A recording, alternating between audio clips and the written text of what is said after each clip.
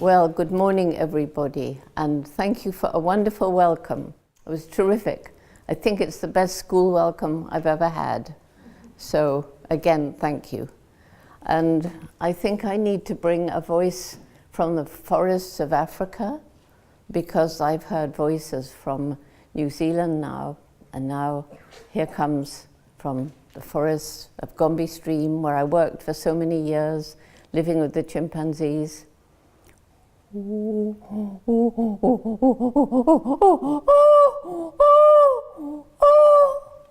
That's the pantoot, and it means this is me, this is Jane. And every chimpanzee has his or her own voice, so when you get to know the chimpanzees, you know exactly who is making that call. And that's very important for them, because they don't travel around all together.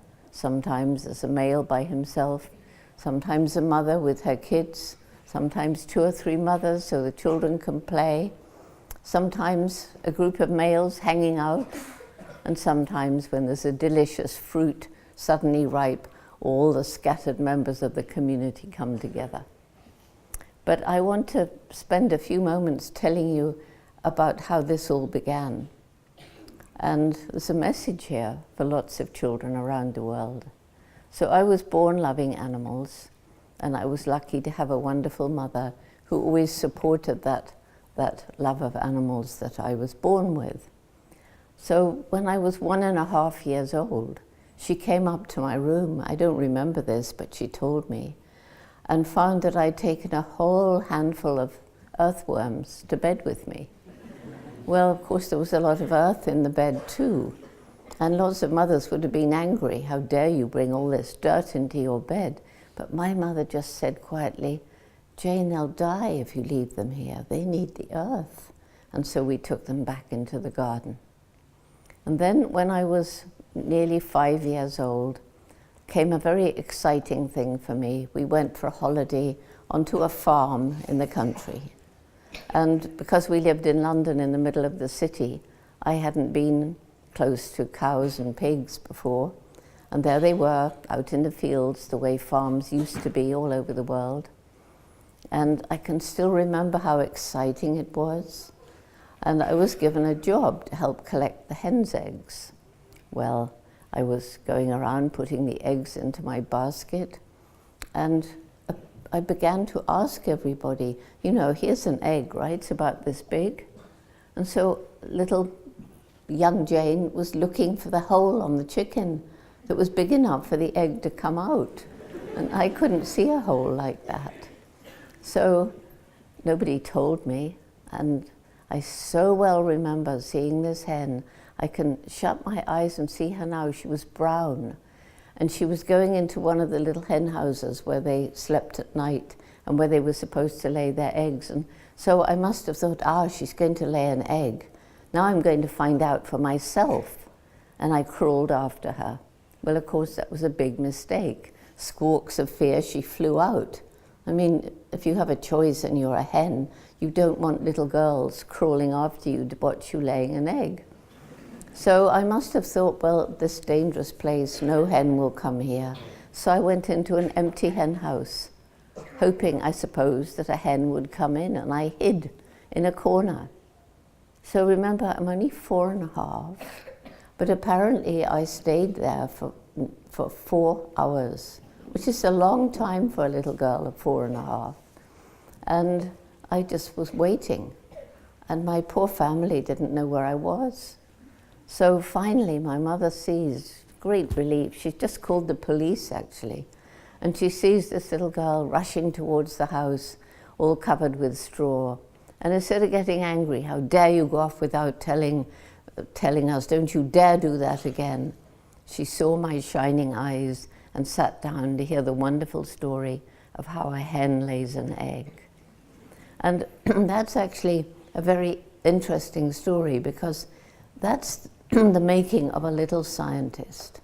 Curiosity, asking questions, not getting the right answer, deciding to find out for yourself, making a mistake, not giving up, and learning patience. So it was all there in that 4.5-year-old little girl And a different kind of mother might have crushed that curiosity, and maybe I'd never have done what I've done. She found books for me about animals. She thought, well, Jane will learn to read more quickly. How many of you know Dr. Dolittle? Quite a few of you. Those of you who don't, you will love Dr. Dolittle if you like animals. Dr. Dolittle learned to talk to the animals, and I wanted to learn to talk to the animals. And for a long time, when I was 8 years old, I pretended to all my friends I could understand what the birds were singing about, and I could understand what the squirrels were chattering about. And all my friends believed me. Well, then, when I was 10 years old, came another book that was important for me. And you have to remember, it'll be difficult for you children to think of a world where there was no television. Certainly no electronic games, but there was no TV either. And so we just learned from books and from the radio. I got this book. I was 10 years old. I read it from cover to cover. And that little book was called Tarzan of the Apes. Now you all know Tarzan, right? Right. So 10 years old, I fell in love with this wonderful Lord of the Jungle. I thought he was absolutely wonderful. And that Tarzan, what did he do? He married the wrong Jane. I thought he should have married me. Anyway, of course I knew there wasn't a Tarzan, but that was when my dream began. I will grow up, I will go to Africa, I will live with wild animals, and I'll write books about them. I wanted to write books. I always wanted to write books. I started writing stories when I was 5 years old. My mother wrote them all down for me. And at school, everybody said, "Oh, Jane, you can't go to Africa. Africa's far away." World War II was raging at the time. My family had very little money. We couldn't afford new clothes or new books. It was all second-hand. And they said, "Well, Jane, you know, you'll never get to Africa. And you're a girl." 70 years ago in England, girls didn't have opportunities to do that sort of thing. But what my mother said to me is what I'm saying to young people all around the world, especially in poor areas. If there's something you really want to do, you're going to have to work really hard and take advantage of opportunity and never give up. That's what my mother said to me. And you can't imagine how many people have written to me or said to me, "Jane, I really want to thank you because you taught me, because you did it, I can do it too." Not going to Africa, but whatever it is that you want to do. So I left school and there was no money for university. There was just enough money to do a secretarial course, and I got a job in London.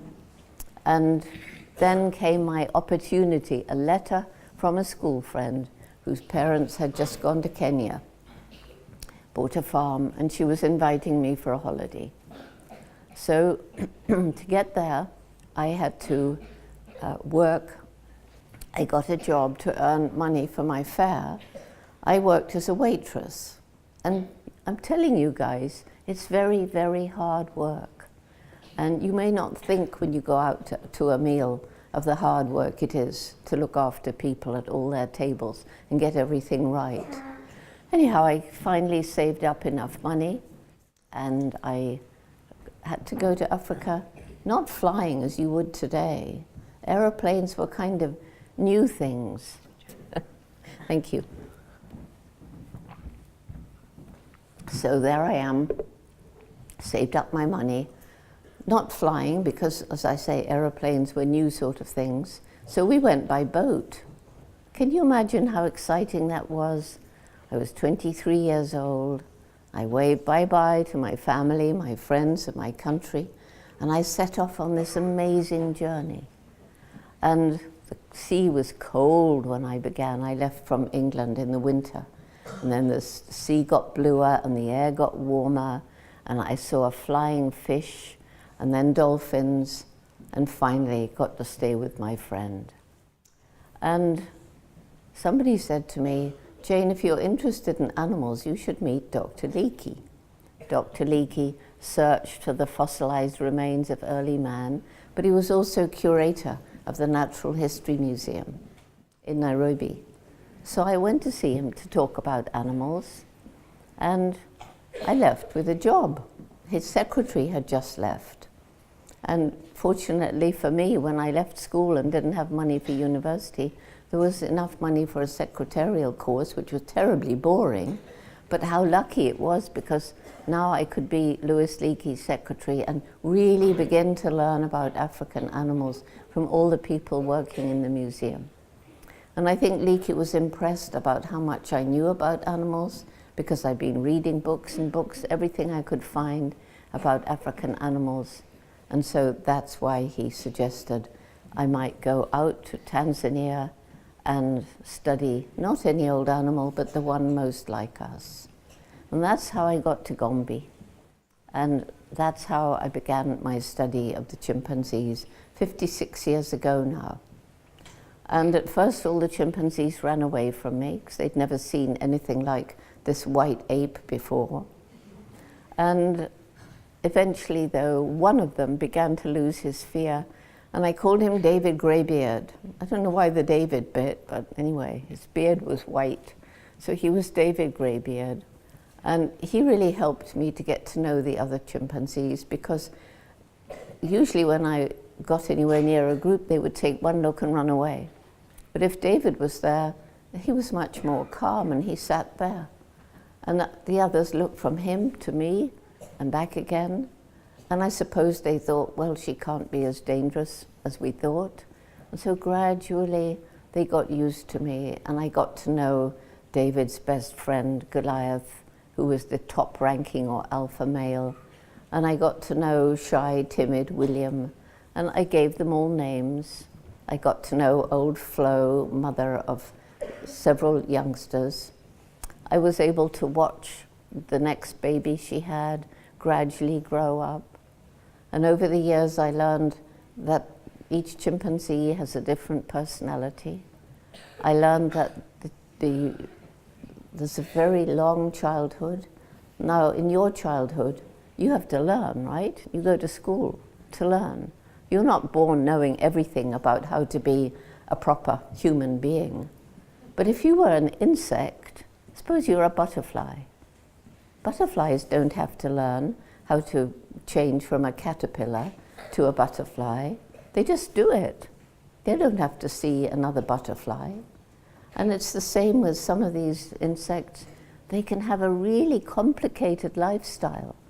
And they don't even need to see another insect at all, except just for mating. But it's not like that for you, is it? And you learn a lot by watching what other people do and then imitating them and practicing. You also learn at school. Well, chimps don't go to school, but the young ones learn by watching. And one of the really exciting things that I saw in those early days was that chimpanzees can use pieces of grass to fish termites from their nests, and they can break off leafy twigs and remove the leaves to make a tool. And that was really exciting, because people thought that only human beings used and made tools.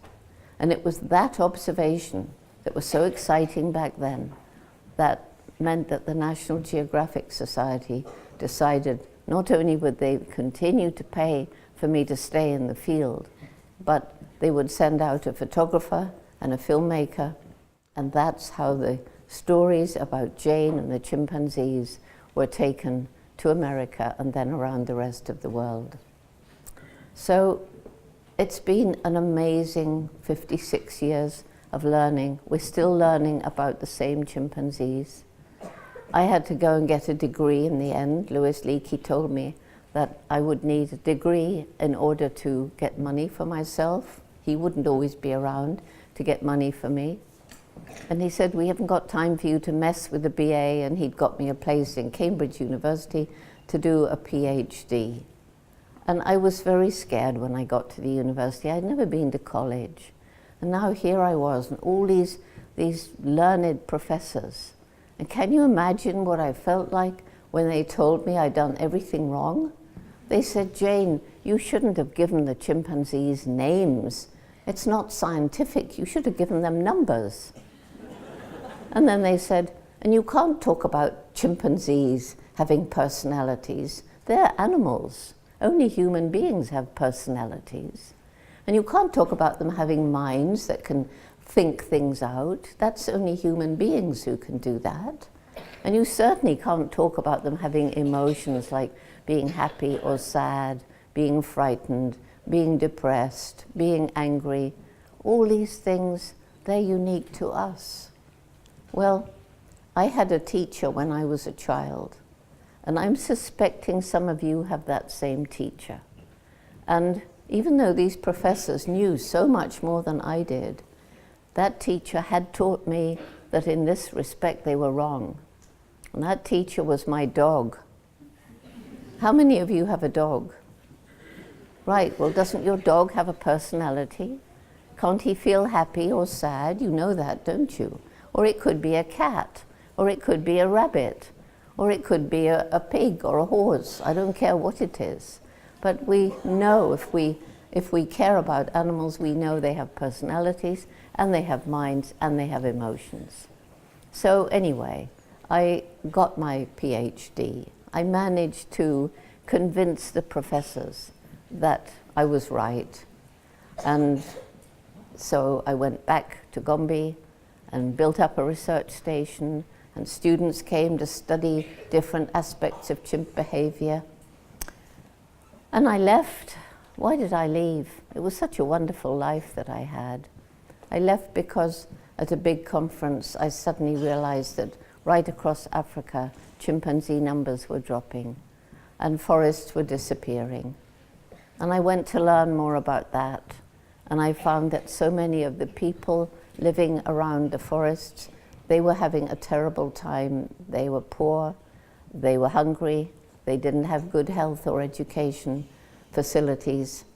And so I knew that unless we could improve the lives of the poor people, there was no way we could save the chimpanzees. So the Jane Goodall Institute by then was founded, and we began helping the people in the villages around Gombe to improve their lives in the ways that they suggested to us. And gradually they came to trust us, and we could introduce all kinds of programs to improve their lives and give them other ways of living than cutting down the trees.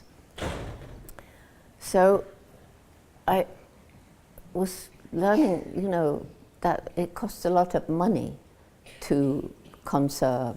Conservation takes money.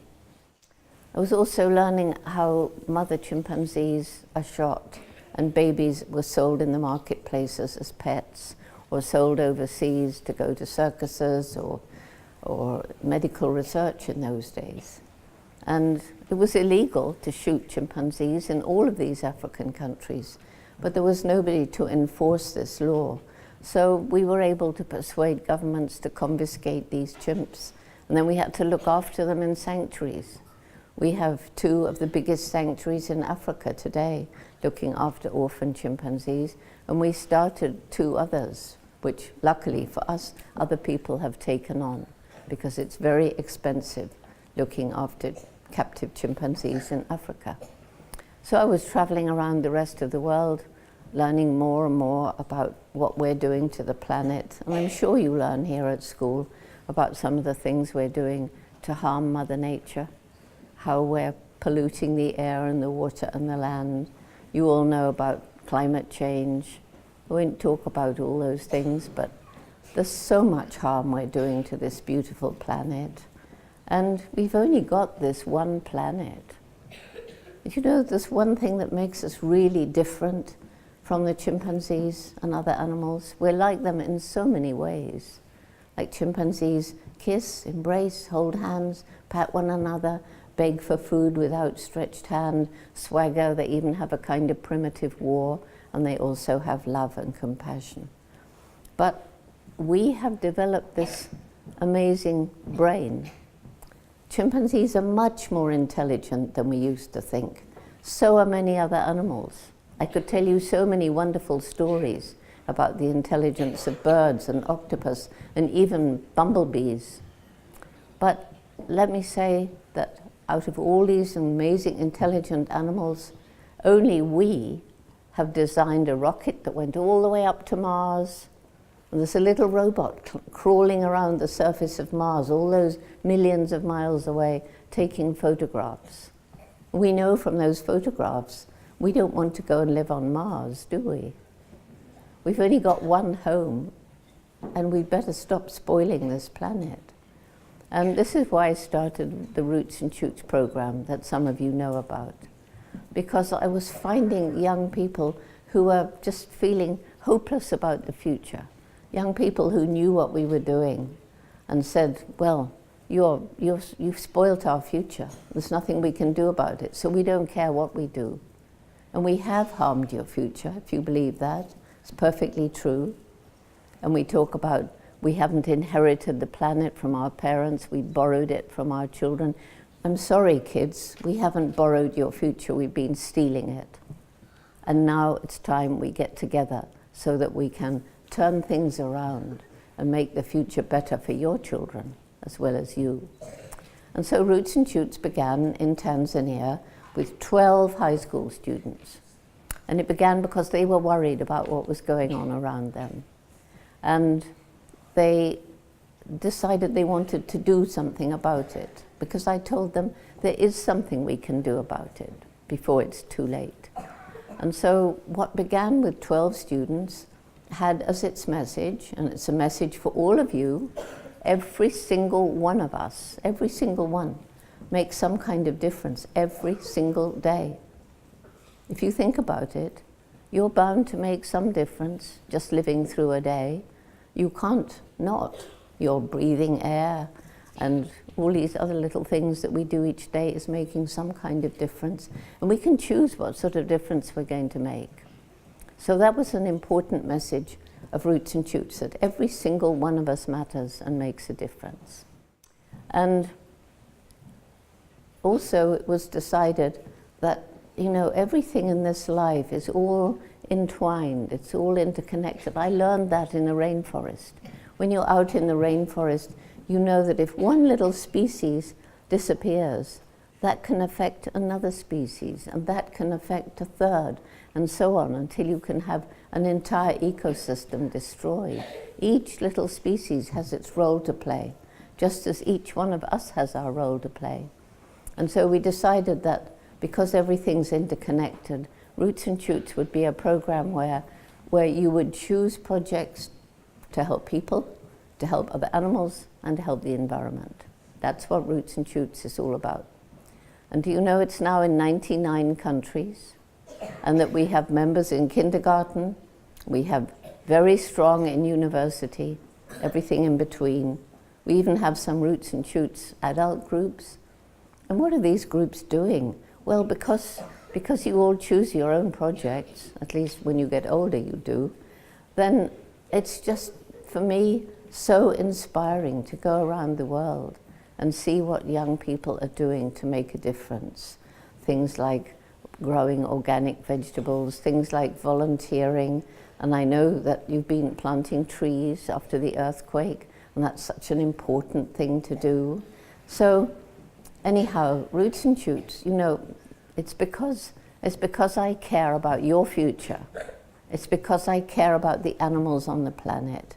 It's because I care about the environment, whether it's the marine environment, whether it's the forest, the woodlands, the plains, the desert, whatever. I love the environment and the different animals that live there. So I'm traveling 300 days a year, imagine that.